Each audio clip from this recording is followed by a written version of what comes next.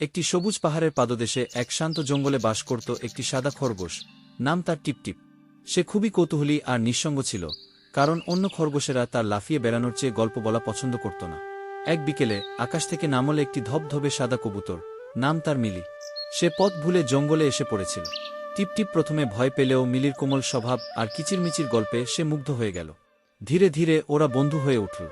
মিলি প্রতিদিন টিপটিপকে আকাশের গল্প শোনাত, আর টিপটিপ তাকে জঙ্গলের মজার দৌড় প্রতিযোগিতার গল্প শোনাত। সময়ের সাথে সাথে তাদের বন্ধুত্ব এক আশ্চর্য ভালোবাসায় পরিণত হয়। কিছুদিন পর এক বিস্ময়কর ঘটনা ঘটল। তাদের একটি বাচ্চা জন্ম নিল। তার নাম রাখা হল ফ্ল্যাপি। সে ছিল দেখতে অর্ধেক কবুতর আর অর্ধেক খরগোশ। দুই পায়ে লাফাতে পারত, আবার ছোট ডানা মেলে উড়তেও পারত।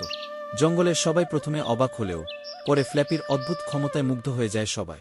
সে জঙ্গলের প্রথম প্রাণী যে একসাথে দৌড়াতে এবং উড়তে পারে। ফ্লাপি হয়ে উঠল জঙ্গলের সবার প্রিয়। পরিশেষে বলতেই হয়, ভালোবাসা সব সীমা ছাড়িয়ে এক নতুন আশ্চর্য জগৎ তৈরি করতে পারে।